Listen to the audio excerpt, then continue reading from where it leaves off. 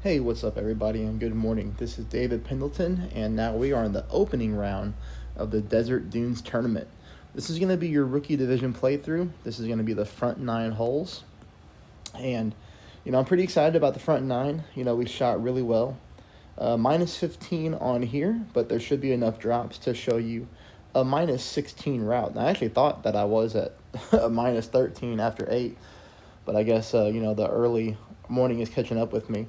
But minus 15, you know what? We're gonna go ahead and take it and call it a good round. If you're not a subscriber already, please become one. It would be awesome if you were. And then secondly, take just a moment there to hit that thumbs up button and like the video if you feel that I deserve it. All right, so let's go ahead and just hop right into this thing. Got quite a few replays to show you. We're gonna start off on hole number one.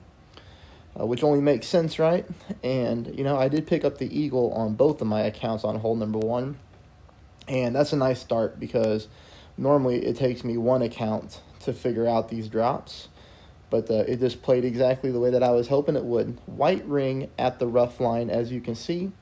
I back my target up because of the headwind so that I can pull my rings accurately. We do pull into overpower just a little bit, which is why you see me use just a tad of overpower here with no curl. Now, if you're rocking an extra mile 5, 6, or 7, you're going to need to use a little bit more OP so that you can power this ball up the fairway, because this is really where we want to be. We would like to get this into the the range of the thorn here. If you come up too short, you're going to be at your Goliath or backbone, whatever you use. So for you with lower level clubs, you do need to push this drive a little bit harder or use yourself a Titan or a Kingmaker. All right, that's going to bring us into shot number two. Shot number two played 10% at max distance of our club. Whenever we're not at exact max, but we get headwind, we go ahead and just pull it at max anyways. That's one thing I don't talk about too much. But as you can see here on my approach, I wasn't at absolute max. But because of the headwind, I do decide to pull it at max. And as you can see here, this ball comes in smooth. It comes in dead center. It's a very accurate pull, and we start the eagle there. And we can show you another one to where a little bit less mile per hour wind, but same type of setup. We're aiming dead center. Even though I'm not at max, you're going to see here that I'm going to pull this one at max distance of my club. Perfect ball. Obviously the most important part to get your shot right. And we come in another one dead center. So hole number one is looking very good.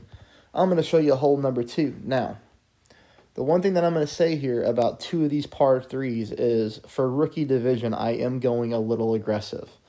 On the qualifying round, we did pick up the hole in one on our playthrough with a Marlin, okay, and a sniper.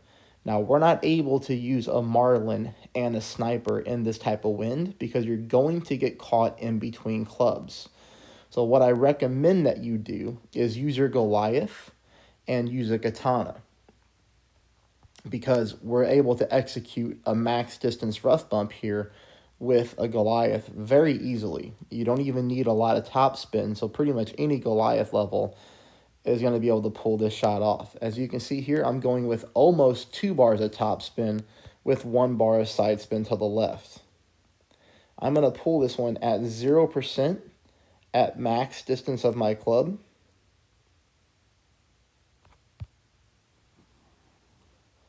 Perfect ball. And this is going to be a really nice shot. Something like that happens. All that we need you to do to fix this, as you can see, the line is very good. But let's take a look at the spin. Okay? Not quite 2 bars. It's like 1.9, right at it. Well, we do go exactly 2. I apologize. So we need to go like 2.1, 2.2. So just a click over 2 bars of topspin should get us that little extra oomph that we needed to drop that one in the hole. But a very good line, and if you're not comfortable with that shot, you can easily play the bounce over or the bounce two on the fairway and just take it for a birdie. All right, that's going to bring us into hole number 3. Hole number 3 drive me nuts in rookie division because I like never pick up the albatross in rookie. I always get it close enough to tell you what to do to get the albatross, and based off the feedback in the qualifying round, a lot of you were smoking the albatross with the offset to the left-hand side of the pin, which was great because that's what I thought would work, and it did. Now here, this is just a normal drive, okay? This is nothing too crazy or fancy, but we are going to talk about shot number 2 again, because believe it or not, again, I left this one just on the right-hand side of the cup. So 3 right spin. This is about 2.2, 2.3 bars a top. Notice here that I'm wiggling my target around to find the sticky spot. Very important. For you, you're going to be able to kind of find it faster because you're going to see where I'm setting up. You're going to notice my entire yellow ring is inside the rough on the left-hand side with about 1/3 or 1/2 of my orange ring in the rough and the other half on the fairway. Now notice here, I am barely shading the left-hand side of the pin. I'm almost dead center, but not exactly. We need to remember that. I'm shading the left-hand side of the pin. I pull this one 10% at mid, which is basically 1-to-1 with the rings.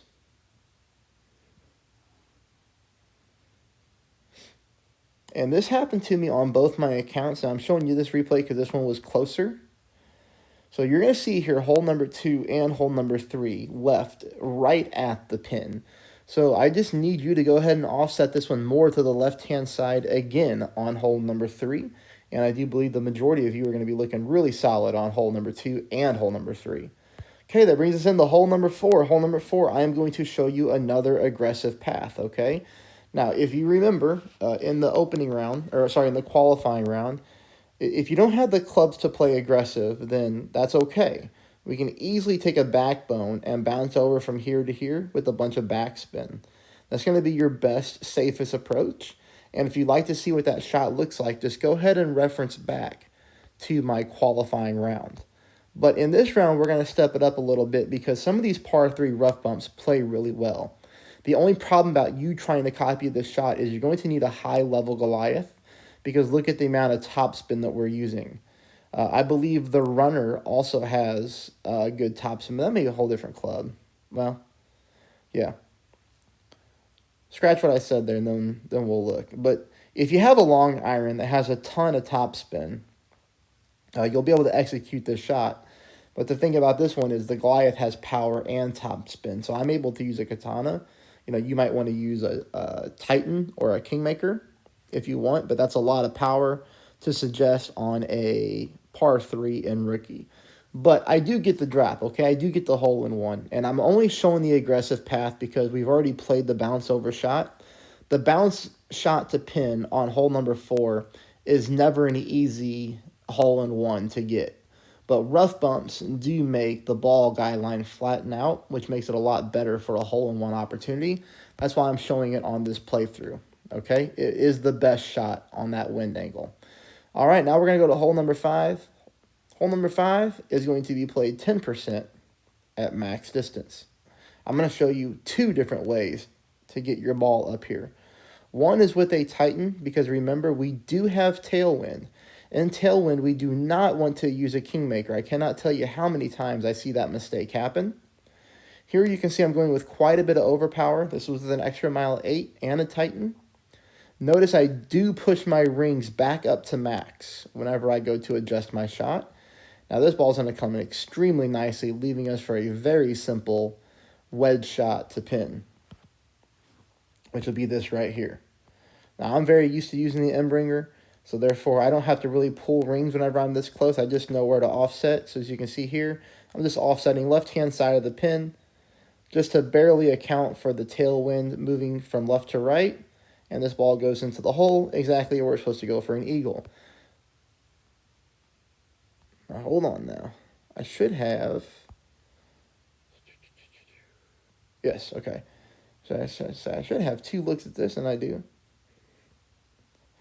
Now, if you're like, you know what, I don't want to go into that much overpower, and I've got plenty of Berserkers or Power 5 balls to spend, then let's go ahead and do it. Now, keep in mind, you do want to use a Berserker if you have it, because it's only a wind resistance 1. We wouldn't want to use more wind resistance in tailwind. Here, same type of shot, but the Power 5 ball is going to come in all the way to the green. even past the pin, leaving us for a very easy putt for an eagle. It's always nice when you can putt in for an eagle on a par 4.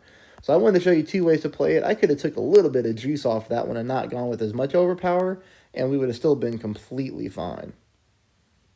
Great. That's going to put us into hole number 6. Hole number 6, I do want you to bring your big dog. I do feel that's going to be the best way to play this hole. And I got lucky here because I packed it just in case the wind angle on the second shot was going to be rough for us. So here we're getting a flicker of headwind, and we're going to pull this one 10% at max distance of our club. Sorry about that, went too fast. You can see here I am using a little bit of overpower. Now it's not a lot. The reason that I'm not going higher overpower on this hole is because we don't want to accidentally hit a nasty great left or a nasty great right. That could put us in rough or put us in sand. And then from there, that would be extremely hard to save our eagle. Now you can see that I am at complete max distance of my big dog. So that's why I'm glad that I did not pack the sniper. If I would have packed the sniper, I'd be having to play from the left-hand side and curl my ball onto the green or fairway area. But at least here, I can go max backspin. I'm only pulling this one at 10% elevation. You know, I know we normally play at 20. I wasn't counting on getting a drop or an albatross, so 10% was going to be completely fine. With max backspin, I was just trying to stick this thing onto the green, which we were able to do. And heck, if it would have rolled into the cup, then we just call it lucky and we call it a day. But this is all that I was trying to do on hole number 6. Hole number 7, we're going to go for another rough bump. Now again, you can easily play the backspin shot onto the fairway and bounce it over to the pin. The same thing that we did in qualifying. But, you know, when we're getting crosswind, crosswind is one of the best winds that you can get to try to pick yourself up a hole-in-one. From here, it's just really figuring out, you know, what spin and elevation to use. Now you can see here we're aiming dead center of the cup.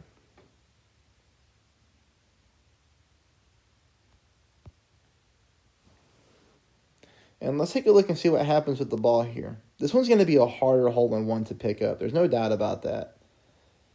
But we missed this one by a quarter of a green square to the left. So you can see, I mean, these par 3s, we are extremely close. So we did play this one 0% at max.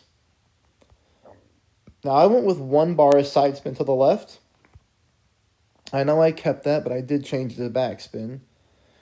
So let's call it 0.5 back, 1 left, aiming dead center, yellow ring fully in the rough for the most part. It just shades. It just slightly shades into the fairway, okay? Now again, so this is 0% at max, right? 0% at max, but we missed to the left and we pulled to the right. So what does that tell you? That means we need to add elevation to the shot, okay? Because if we add elevation, that's going to make us pull our target more to the right, which means we won't miss as much to the left. So it's kind of just like evening out the shot. What I would like you to try on hole number 7 is to start at 10%, 10% at max, and let people know in the comments how that does. That is very helpful. If you don't read the comments, you should, because a lot of people put some really good things in there. Like they'll say, hey, this shot worked, you know, you said the offset, blah, blah, blah. Just want to let you know it worked on 2 of my accounts. So then, you know, we know that shot is really good. All right, hole number 8. Hole number 8 is where David gets frustrated because I really wanted to pick up the eagle on this one. Now, it's not the easiest eagle to pick up. You know, it is back-to-back headwind. So it's not like we're able to power the ball up to the green like we did in the qualifying round, or try to get close to it, I should say. But here we're going to pull this one 10%, and, you know, we're going to go into quite a bit of overpower. I was just trying to get this ball as far up as I could. And if you're not comfortable with that much OP, you don't have to. You know, all we're trying to do is just get into thorn range. But here, you know, we do hit a perfect ball, and I do get into thorn range. Now, the reason I'm frustrated is because I hit a great shot on both of my accounts. And I know that if I'd hit perfect, that'd have been in the cup. So 10% at mid distance is what I'm pulling, 10% at mid. I always have to note that it's important whenever you are using overpower, your drive is going to be vastly different from mine. You might get more yards, you might get less yards, you might get the same yards. So you really need to check your own distance of shot number 2 on this hole because, even though I'm around mid distance, if you get less yards than me, you might be at max distance of your club. And you need to pull the right rings for that. Heck, if you bomb the ball or you decide to use a berserker, you're going to be closer to the pin than me. So you might be at a minimum distance shot. But as you can see here, the spin was really good. Came in perfect speed the hole, but just the great right ended up killing me, and that's why I missed. All right, hole number 9, the last hole. Hey, I hope you're finding this enjoyable. If you're not a subscriber, please become one. Let's keep moving the subscriber count up. That motivates me every tournament. If you like the walkthrough, if I do a good job for you, please hit that thumbs up button. And also, if you didn't know, I do offer a membership on my channel. If you become a member, it is paid monthly. It is very inexpensive in comparison to how much work I put in. That will let you come into our Facebook Messenger chat, which is a very positive chat. We shot share, we have a good time, we keep it friendly. And I also do donate part of my proceeds to local animal shelters and help them stay supplied during some very tough times. So, we do use the channel for a good cause. As you can see here, we took a quarterback at max distance at 10% elevation, and we just curled the ball around the rough line and around the sand. That's a very easy, safe drive. That's going to bring us into shot number 2, which is 25% at mid. Come on, everybody. Let's get this one in the hole. This is normally one that treats us pretty well. I do miss, but this 25% at mid, it's looking pretty darn good. Let's take a look at the spin real quick. Max right side spin, about 1.5 top. Look how nicely the ball guideline is going through the pin. We have to make sure that we do that because we're playing a rough bump in headwind, and the landing position from the rough to the hole is pretty darn far. So you have got to account for that by putting a healthy amount of your ball guideline through the pin. And that's going to be on this hole and just in Golf Clash in general. But you can see here the speed is looking really nice. And we come in, again, about 1/4 of a green square to the right-hand side. So what do I suggest? I suggest you take half of a bar of side spin off. I suggest you play the same top spin, 2.5 bars of side spin to the right. And let's see if you can't get that one in the hole. Good luck, everybody. Let me know how you do in the comments, and I'll start working on the back 9 now.